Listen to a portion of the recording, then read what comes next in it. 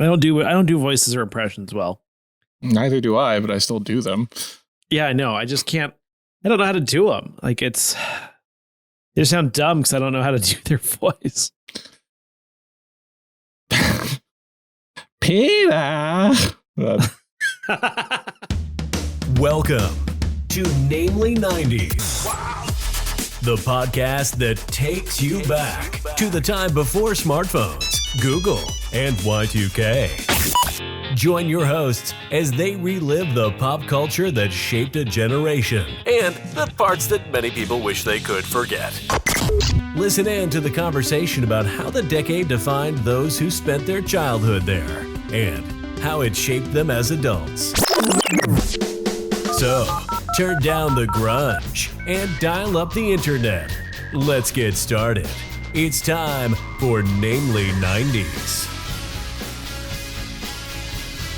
That's right. You're listening to Namely 90s. My name's Andrew. Over there is Brandon. That's me. You can find us online at namely90s.com or on Twitter and Instagram at namely90s / @namely90s. Sorry, I forgot what the handles were. It's at namely90s with the 90s. Wow. And wow. This podcast is also released every Monday on YouTube, and you can find that at namely90s.com/YouTube. And finally, if you would like to support this show, we'd appreciate it. We have a Patreon page, which can be found at patreon.com/namely90s, also with a 90s.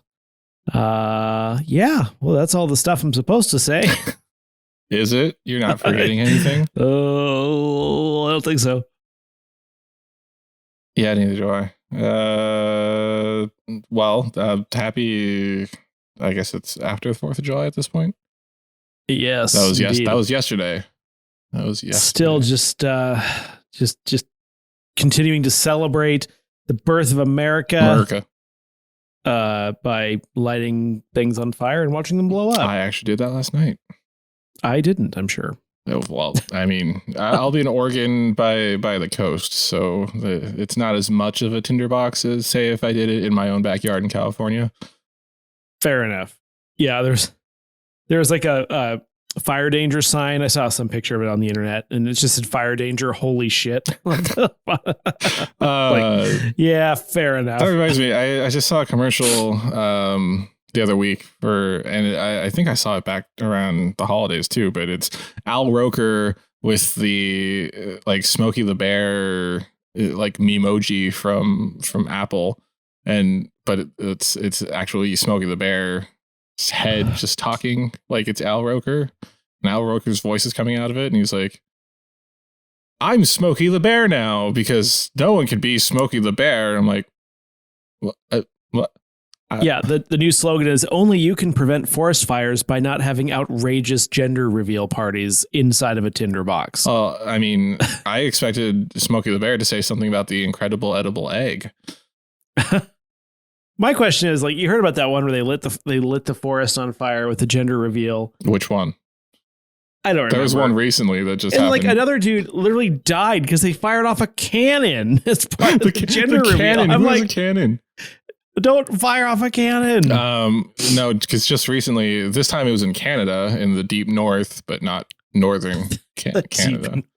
I think it was somewhere in northern Alberta. Someone set fire and was fined $600 Canadian for setting fire to a small area of land for a gender reveal party. What they set fire to? The rain? Oh Lord.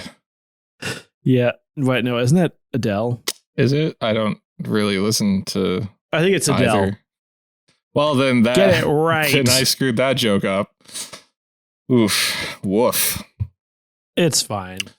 Well, what's new? Well, it's just in 4th of July, Oregon. Nothing much. Just taking vacation, huh? Yeah, our softball. Well, as I just saw on an episode of Rick and Morty, Jerry, you don't have a job. Every day is vacation for you.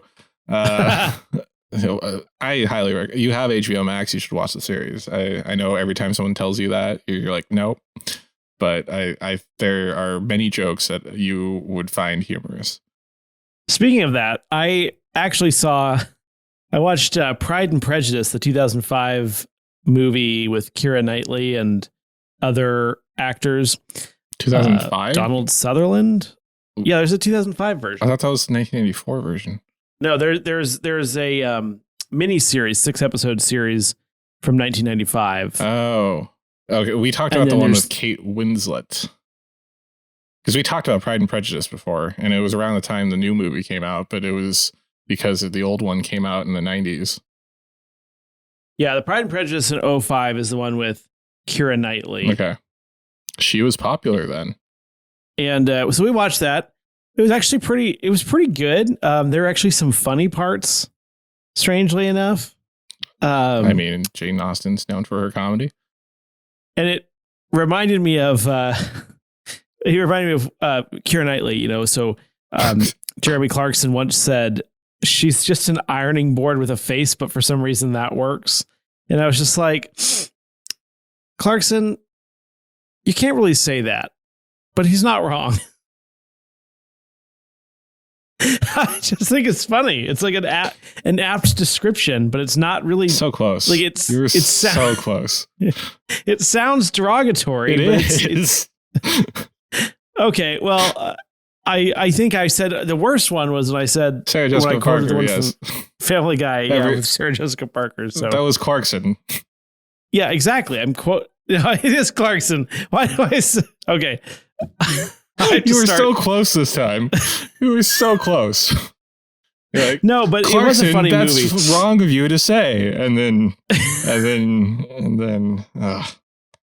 Well, okay, sorry. Anyway, no, but there were like, I don't know that it was supposed to be funny in the book, but there are these funny moments. Like the mom and 3 of the daughters are like arriving to talk with Mr. Darcy, I think. Mm-hmm. And the servant comes in. I've not seen any of these, by the way. Okay. Well, so the servant comes in. He says something because they announce when people arrive in the room or whatever. Right. Lord Huron has made it to the party. I'm doing the accent. Mr. Darcy, we have a Mrs. Bennet, a Ms. Bennet, a Ms. Bennet, and a Ms. Bennet. And it was just funny. I don't know. Like that's pretty good. Just the delivery was really funny. He's like kind of stalls in the last one and goes, and Miss Bennet. I don't know. It was actually pretty good. I would recommend it. Okay, that's when we're done here. I'm gonna just lay down on my couch, curl up in a blanket, and watch 2005's Pride and Prejudice miniseries. No, it's a movie. Oh, I thought you said miniseries. No, the miniseries is the 95 one or the 94 one. Oh, was it? Yeah, I do not remember that. We talked about it like half a year ago. 1,000 years ago. Anyway, yeah, that. All right, that's Andrew's recommendation for post 90s viewing. Yeah, Pride and Prejudice. That's why you tune into this podcast, is for non-90s viewing recommendations. Mid 2000s viewing recommendations. Oh, can I say one more thing? Why would you not be? We have many more things to say. Well, no, but before we go into the body of the episode, is it another Clarkson gag? Yeah, no. Anyway, we went to Walmart today and they have a huge selection of like retro vintage t-shirts, many of them featuring 90s things. Oh. So there was like a Hey Arnold one. There was one with like a bunch of people from Nickelodeon, like the Wild Thornberrys and Rocko's Modern Life and all those guys. Wild Thornberrys. No, Kayla did. Oh. There was like some Pokemon ones. There was a bunch of 90s themed stuff, and they're like $8 at Walmart. So, hey, check it out. Don't go to Walmart for anything else, but check out their vintage tees. Namely 90s brought to you by Walmart Vintage Tees. So you're currently wearing a Nickelodeon 90s shirt, Ben? No, I literally was like, wow, I should really buy one of these and wear it on the podcast. And then we just went somewhere else. And I was like, I should buy Brandon one of these. I was like, I'll just tell him where they are. I don't go to Walmart. The Target has the same thing, and I don't. We don't go either, but yet they had a good selection. We don't go either, yet we were there today. One day, because there's no toy store for kids anymore. That is unfortunate, isn't it? So we've done the Target toy section, but the Walmart toy section is more Legos. I prefer Fred Meyers. Oh, fair enough. Okay, well, so it's the July 1996 episode. Would you take us back? Tell us what's been going on in the month and year of July 1996. All right. Travel back with me, if you will, to July 1996. On the 4th, Hotmail, a free internet email service, launches. On the 5th, Dolly the sheep is born. On the 6th, Harper Lee's To Kill a Mockingbird, Mark Twain's Huckleberry Finn, and 30 other books are struck from an English reading list in Lindale, Texas, as they, quote, conflict with the values of the community, unquote. I don't think I have to say the unquote part. 7th, at the WCW produced pay-per-view event, Bash at the Beach, Hulk Hogan turns heel. Do you know what heel means? Andrew? Sort of rogue. Yeah, he turns into the bad guy. Okay. And he announces the formation of the NWO, or New World Order. That's for all you wrestler fans out there.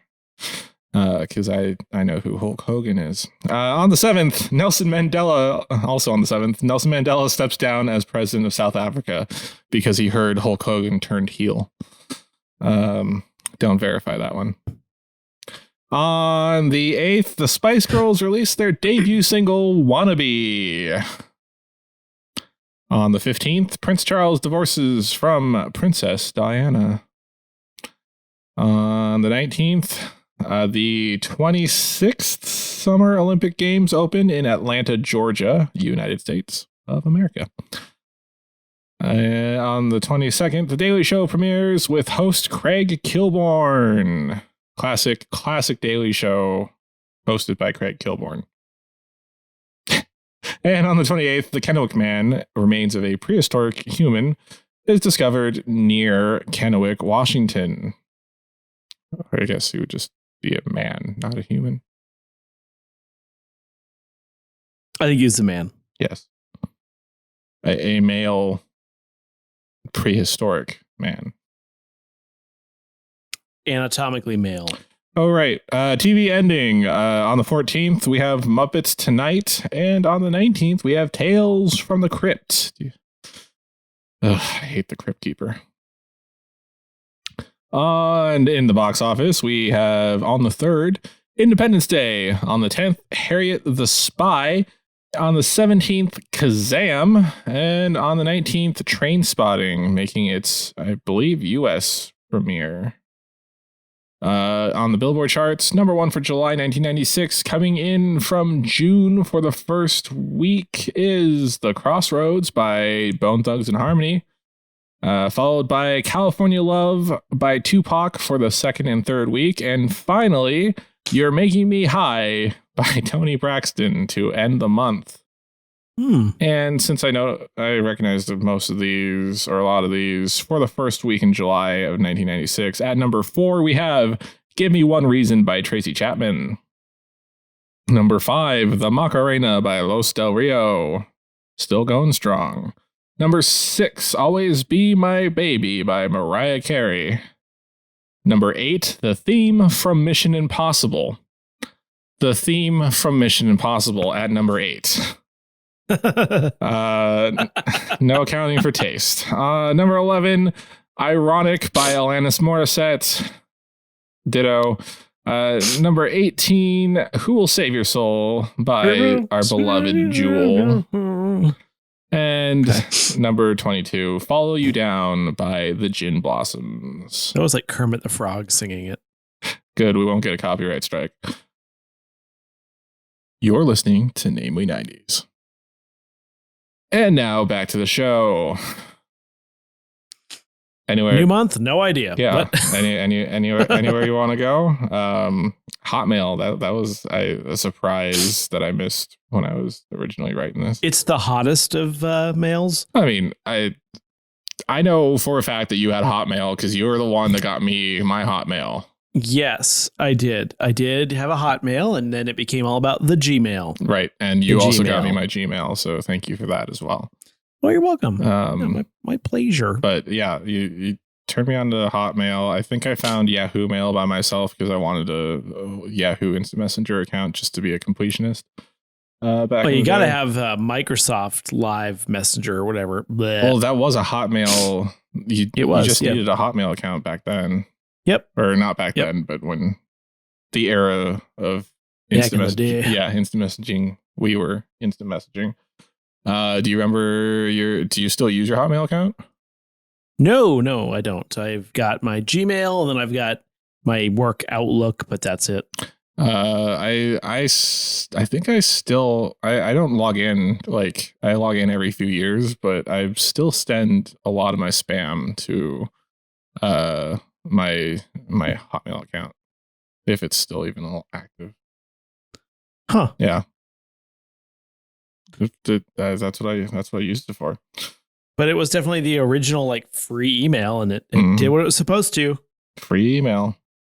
And then there's all the burner accounts that you would make to, get free stuff. And And that's what Gmail's for now. It's perfect. except they have multiple Google accounts tied to different names and such. So can you tell me, going into another topic, Mhm. with regards to banning To Kill a Mockingbird and Huckleberry Finn, Mhm. you said it was in conflict with the values of the community. Can you elaborate on that? I cannot. It was Damn. just what I took off of, I think, Wikipedia. Okay. Let me actually, I might be able to find that pretty quick, easily. If you riff for a few seconds. Yeah, no. I think it's an interesting, like, why is like just one little place in Texas just looking at a list of books and going, yep, nope. I mean, I know that there's Well, certainly Well, I mean, I remember. certain overtones or complex themes in historical, or classic fiction, but yet I think they serve as a way of learning and understanding those perspectives as to potentially avoid them in the future. Well, I remember Jackson had a lot of those, or some of those books on the list banned as well. We read Huckleberry Finn. Did you? Yeah. I thought I saw To Kill a Mockingbird for some reason on your banned book list. I don't remember. I was in UW English in my school, Gotcha. so I don't know if that was somehow different, but no, it's like, especially in this day and age where you can just log onto a computer and see anything you want, questionable media. I don't know. We need to protect people from a book, Mm-hmm. Here is a clipping from a news article on the 10th titled "Lindale Schools Banned Books, Including Classics." They actually banned 32 books, which is what we said. And a trustee said the books, quote, conflicted with the values of the community. The school board voted unanimously to ban the books. The Scarlet Letter was also included, and Moby Dick. Yes, because it says Dick in the name. Is Ishmael problematic? I just don't get what their problem is with it. The board has also directed school administrators to assemble a suitable reading list to replace the banned books. Hop on Pop and what was the other one? No. I mean, it's their reading level. Yeah, that's the thing. Burn. Like, maybe they were worried that their students were becoming too educated and on the perspectives of the world and not becoming flaming racist. Oh, here. Some of the books offended many school board members and parents, shocking, because they contained profanity and described explicit sex acts, according to a board president, John Offutt, a Baptist minister. I don't recall the Scarlet Letter having... I don't recall Huck Finn having sex acts, unless those two homeless men were doing something much different than I thought. Mm. But I mean, yeah, right? None. I feel like you can read those books again. I think it's allowed now. We read Huck Finn we read Tom Sawyer in middle school. Oh, sorry, I was in the advanced class. You didn't. Hey, Texas! No one gives a crap about your community values. It was the parents and the school board members, which are most likely made up of parents.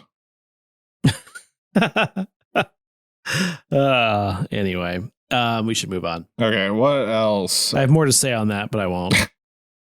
Again, it was the 90s. We keep forgetting it was a different time. Friends was I mean, Ellen had just come out on a TV show, and that was probably offending their moral sensibilities as well. They had to bite back. You want to go? Yeah. You want to go somewhere? No, from here, Yeah. let's see. Well, I thought we would touch on the Summer Olympic Games real quick, just because Okay. I remember. Well, I guess the Nagano Winter Olympics was the first one that I really remember. No, this was before that. I remember because I went to Disney World either in 95 or 96, and we had to fly through Georgia to get to Orlando. So Yeah. they had the whole gift shop thing set up when we went, and it was really cool. That's my story. Oh, you had a layover in Atlanta, and you had to go, and you saw the gift shop. Yeah, we had to. Yep. Yeah, I once had a layover in Atlanta. We got on the plane, and How? What do you mean? You know, I thought no, none of the places I know you've flown to are near Atlanta, I went to Columbus 13 times over the course of 2 years. and they forced. And Atlanta was one of the connecting airports because I flew mostly on Delta, and that's their main hub. Oh, that's fair. So this is me. I'm trying to fly to Columbus. We get to Atlanta, Ew.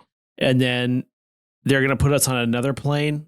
No. It was flying back from Atlanta, sorry, to Seattle. And we get in the plane. It's super hot. Mhm. But they have the APU on, so we've got like AC going. Then all of a sudden it shuts down, and they're like, we're going to have about an hour-long delay here. We're going to have you remain on the plane. They put all the fuel in one wing.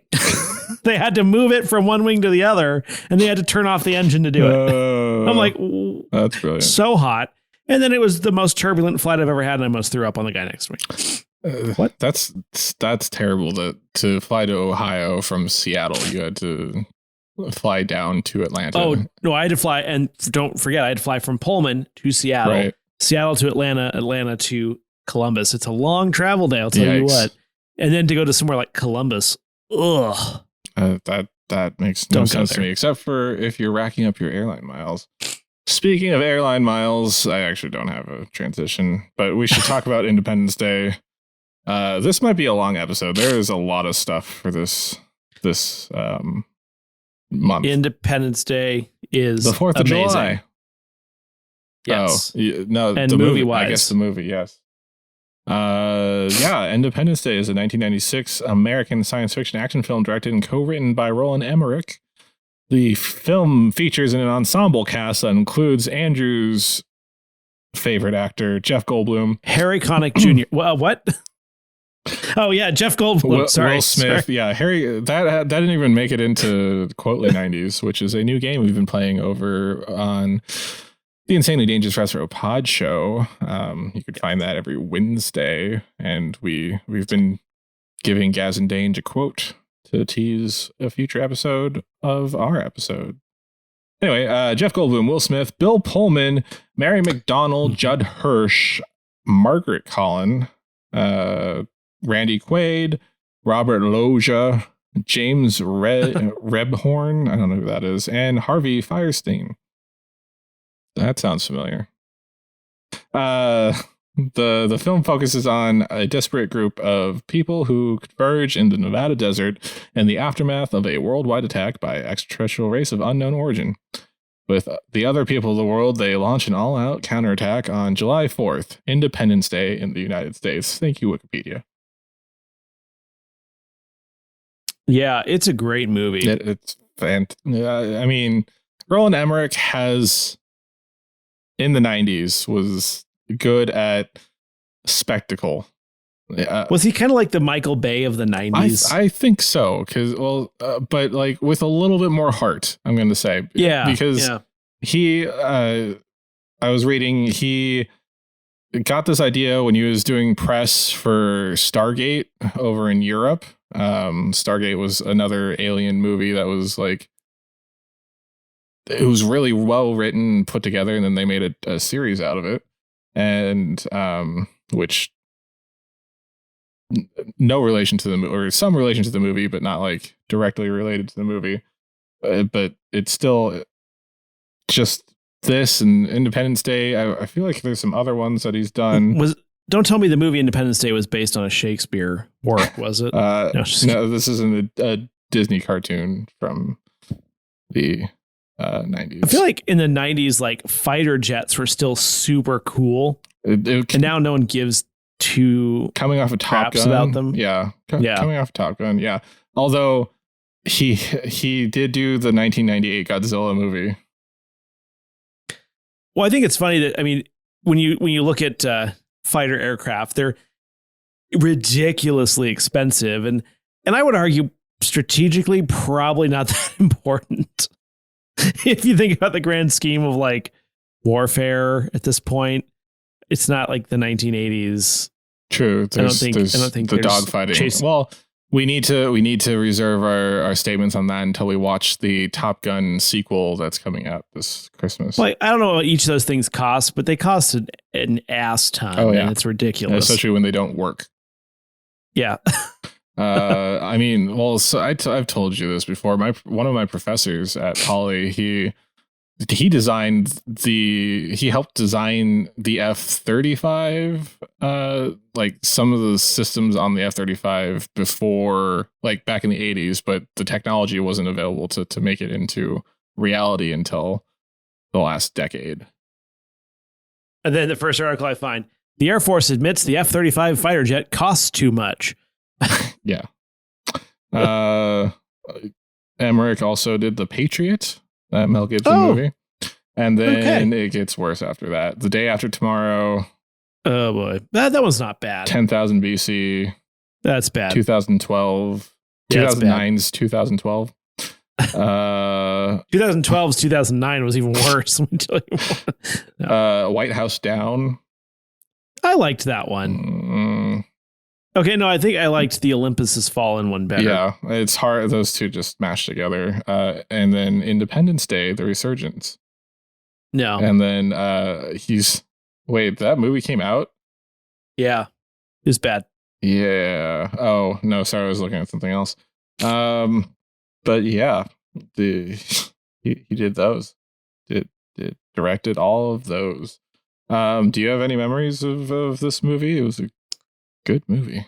I mean, Bill Pullman's speech, epic. Mm-hmm. That's definitely one of my favorite parts. Towards when the he's end. there at the airfield and he gets on like the megaphone with the little handheld thing, and he does the whole speech. That's good. It's good. Today we celebrate our Independence Day. Yeah, and everyone's like, yeah, even though we're not from the U.S. and this date means nothing to us. Yeah. There's also I think it was in the trailer, but the ship blowing up the White House. Yeah, that's pretty cool. Yeah, that was still practical effects back then, I think, because they did the Death Star explosion where everything just the bits and pieces flew at the frame, scale model explosion. Yeah, it was really good. There's the moment when during the first dogfight where Will Smith's oh, that's Harry Connick Jr. Yep. He apparently dies. Will Smith's character's best friend dies, and then not a moment later, Will Smith has forgotten about him, trying to survive, of course, and then crash lands and takes out one of the alien ships with him, and then after landing, goes up to the spaceship. The alien pops out of the pod, and Will Smith just punches it in the face and goes, "Welcome to Earth," and it's just we later learned that the alien, the thing that he punched was the exoskeleton that the alien wears. It's but that was one of the moments that was kind of scary in that movie, that when it comes out of the ship, and then obviously when they're cutting into it in the alien autopsy, and that thing pops open, and that always scares me every time. I have to fast forward through Brent it. Spiner. Yeah, Brent Spiner's in that. He used Data on Star Trek, which but as the crazy, it's Dr. Oken. Yes, the crazy scientist guy that gets he gets the alien like wraps a tentacle around him or something and is speaking through him. He's like super excited about the whole thing, and then he's like, some people have even come to call it the freak show, and he like turns around and everyone's just deadpanning him. Yeah. He like turns back around and just hits the buttons and it opens up. Very good comedic actor after playing Data for 7 years. And then one of my favorite parts is when I think they've got him by the tentacle or whatever, and then all the dudes like pull out their guns and just like shoot out the window. That's pretty sweet. So that the alien gets out. Yeah. It's like, ah! And then you assume that character dies, right? He does not. He does not. He comes back in the sequel. Yeah, of course.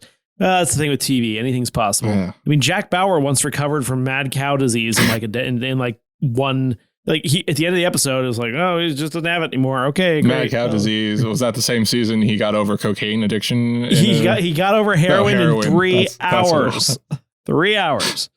Never touched the stuff again.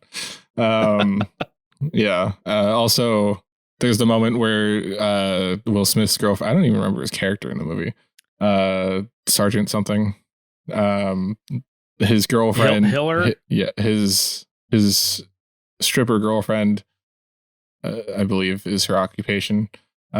Stripper, not her. Okay, Clarkson. I don't remember her character. Like she had no character except she had a kid and a dog. And I remember they're blowing up. What is it? Some tunnel. They're blowing up. And the dog's LA. name is Boomer. You have information in front of you, don't you? No, I just know the dog's name. I remember. That's impressive. So I just remember like she's running in the tunnel from the explosion, like it's just a giant fireball of destruction, and then there's like this little inlet that she hides in, and then like the dog, she's calling the dog, and the dog jumps in to the area that they're in as the fire rushes past. And I'm like, yeah, that's not how fire works. It would expand into the area that you're in. Yeah, I agree. Played by Vivica A. Fox. Wait, she wasn't even in the list of people I read out? Wow. No. Geez, Wikipedia, step up your game. The one thing I didn't like about the movie was any of like most of the sequences involving computers. No, what's his name? Jeff Goldblum. No, it's one of the supporting Harvey. Thanks, computer. Quaid. Oh, Randy Quaid. Oh, yeah. Randy Quaid and his whole family. I hate the family so much. Like his storyline ends up being important, but every scene with like the kids, they're just, I just don't like it. His oldest son always reminded me of Lou Diamond Phillips. Yeah, I can see that. But yeah, like I just didn't care for it. He's a hero. He was the abductee that then drove a fighter jet into the cloaca of the spaceship. But to me, the kids in that one are the same as the kids in the Jurassic Park movie. No thanks, can do without. Except for Lou Diamond Phillips. Okay, Lou Diamond Phillips Jr. Yeah, Lou Diamond Phillips Jr. Lil Diamond Phillips? No. Well, should probably move on, seeing as we're over time. But we haven't even talked about 3 important subjects yet, other than, I guess, Hotmail. I thought we should touch on Harriet the Spy real quick. Do you remember Harriet the Spy? No, I was going to mention, actually, I don't remember any of the 3 things that you're about to talk about. Oh, perfect. Then I will rush through them. There's only, I guess I should start with Trainspotting. Let's do Trainspotting first. Trainspotting is a 1996 black comedy drama film directed by Danny Boyle. Danny Boyle, known for 28 Days Later, 128 Hours. Time out. Black. Ewan McGregor. What? Time in. Oh, like dark comedy. Yes. Okay. Sorry. I thought you literally meant a black comedy. And then I was like, why is Ewan McGregor English in it? called dark comedy, black comedy. Oh, dear. Okay. Well, sorry. It stars Ewan McGregor, Ewan Brenner, Johnny Lee Miller, and Robert Carlyle. And Kelly MacDonald's in that. And it's based off of a novel from 1993 by Irvin Welsh. And blah, blah, blah, blah, blah. It got an Academy Award nominated screenplay. It follows a group of heroin addicts in an economically depressed area of Edinburgh. That's in Scotland. And their passage through life. Beyond drug addiction, other themes in the film include an exploration of the urban poverty and squalor in Edinburgh. But it's a good film. I didn't watch it until a couple years ago when the sequel was coming out, T2 Trainspotting, which that film made me cry in theater at the end. Wow. Because, well, there's obviously no heroin users in the sequel. Well, actually, there is, but not in the same. Trainspotting was like this really gritty, small film, but it's still a Danny Boyle film. So it had all that flair that you'd see in the movies that I was talking about as you were finding fault with Ewan McGregor not being black. And then T2 Trainspotting does a great job of returning those quick characters like 20 years later. And is that the crossover with the Terminator? Right. The name I think is dumb, but it works. Yeah. And then so some famous scenes from Trainspotting. Ewan McGregor's character is trying to get clean, just like Jack Bauer. And hey, we tied it together. And in his hysteria, he sees a small baby crawl on his ceiling above his bed and then turn its head around like in not Poltergeist. It's like that's a classic horror movie move where they like the head turns 360 degrees. Exactly. It's freaky. Except this one was only 180. And then they do their friend Tommy, who is like straight edge. By the way, if you're a straight edge person with a bunch of heroin addicts for friends, you might want to find some new friends. Oh. Yeah. Tommy I think he gets HIV. So he gets addicted to heroin because of them. After his girlfriend leaves him. And then he gets HIV from sharing needles and possibly AIDS. I don't know. It's been a while. Yeah. If you get toxoplasmosis, you almost invariably have AIDS. You have to have HIV to get AIDS, and then you get toxoplasmosis from there. Okay. Because they gave him a cat. And to keep him company, but he didn't clean up after the cat, so there was just cat turds around his apartment. Interesting point. Can we talk about toxoplasmosis? Absolutely. My understanding, it's not good for pregnant women.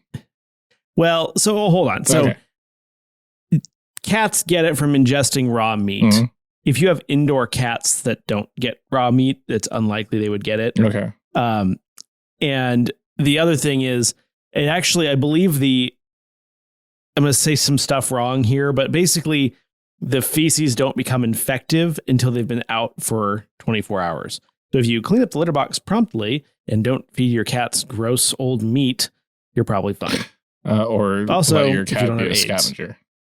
But toxoplasmosis, I believe, is one of the AIDS-defining diseases where if you're just like apparently healthy, like if I just went into the doctor and they diagnosed me with toxoplasmosis, they would assume I had AIDS until proven otherwise. Fascinating. That's how that works. Anyway, you learn something new every day.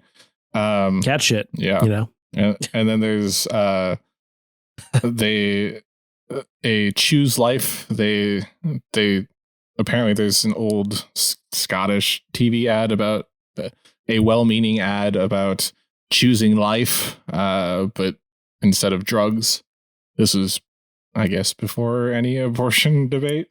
Yeah. And so they would tack stuff on to the Choose Life thing. Like, I don't know. I wish I would have had time to write that all down. But here in America, the Choose Life movement is completely different. Choose only white lives or lives of like several cells clustered together that are beating like a heart, but like not those of racially or socially disadvantaged racial groups that get shot by the police. A friend of mine, what, who also loves Trainspotting, we always say Choose Life back and forth to each other. We're both pro-choice, but we say that, and people are like, "What the fuck are you guys talking about?" So, sorry. Every time I go to, and you can bleep this, you should bleep this. Every time we go to my parents' house, we drive by this church right by their exit. Mm-hmm. There was a big sign that showed up like a few months before the election that says Choose Life. And every time I go by it in my head, I'm like, fuck you. Every time. Yeah, well, they mostly say it sarcastically. That's the No, I know, but they're saying it seriously, Right. and it's associated with all that other BS that I just referenced. Exactly. Speaking of choosing life, Harriet the Spy is a Perfect segue. Right? Nailed that one. 1996 American coming of age comedy film directed by blah blah blah, starring Michelle Trachtenberg in her feature film acting debut. Oh yeah. And it co-stars Rosie O'Donnell. Yes, shooting koosh balls all over the place. Yeah, based on the 1964 novel of the same name. It's a film that follows a sixth grade student who aspires to become a writer and a spy. It's Nickelodeon's first feature-length movie, which is why I thought I'd bring it up, and because we're Michelle Trachtenberg stands on this podcast, and we will have none of it from anyone that gives her any grief. Or maybe it's just me. So the only thing I really remember from this, because I know I watched it, is because I liked her from The Adventures of Pete and Pete. She was Nona on that. Mm-hmm. And the only thing I really remember from this movie is that there's a scene where one of her classmates accidentally, in air quotes, spills blue paint all over her, and she's just like covered in blue paint and has an emotional meltdown, and then Rosie O'Donnell has to talk to her in a bathtub or something. I don't know. It was strange. What? Bits and pieces. It's in the trailer. And finally, again, we're long, but we have to talk about Kazam. Do you know what Kazam is? You said you didn't. It's a 1996 American musical fantasy comedy film. My favorite. Starring... It's a black musical fantasy comedy film. Well, it is, because it stars Shaquille O'Neal as the title character, a 5,000-year-old genie who appears from a magic boombox to grant a 12-year-old boy 3 wishes. The boy is white. Many people falsely remember Kazam as a film titled Shazam and starring the comedian and actor Sinbad as a genie. Ooh, hold on. Let's retract. Let's be a little careful with the word comedian. Let's be a little careful there. Wondering where you're going with that. But this is an example of the Mandela effect. No such film ever existed until Funny or Die made a trailer for it like a few years ago. Yeah, in 2017.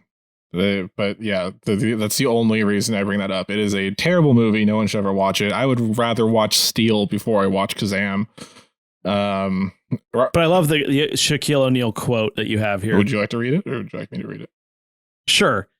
In a 2012 interview with GQ magazine, O'Neal said, "I was a medium-level juvenile delinquent from Newark who always dreamed about doing a movie. Someone said, 'Hey, here's $7 million. Come in and do this genie movie.' What am I going to say? No? So I did it." Exactly. Yes, sir. Very much so. I will star in your genie movie for $7 million any day of the week. Yeah, absolutely. That is not chump change to people like us. On Rotten Tomatoes, it has an approval rating of 5% based on 37 reviews and an average rating of 2.8 out of 10. Youch. Did we cover everything that was important this one? Yeah, I think so. All right. I mean, we've covered Spice Girls in other episodes, and I guess we didn't really talk about Princess Di divorcing Prince Charles, but that's it for this week's edition of Namely 90s. Remember, you can find new episodes out every Monday. Find us on Twitter and Instagram at Namely 90s with a 90s, or find our personal accounts at bschwitty and at Namely Andrew, and tell us what you want us to talk about on future episodes. Long breath. If you would like to support the show, please check out our Patreon at patreon.com/namely90s, also with a 90s. Finally, you can also contact us through our website, namely90s.com. Please subscribe to us on Apple Podcasts, Stitcher, Google Podcasts, Spotify, YouTube, Choose Life, Deezer, TuneIn, iHeartRadio, and wherever you get your podcasts at. I'm Brandon, that's Andrew, and we will catch you next time.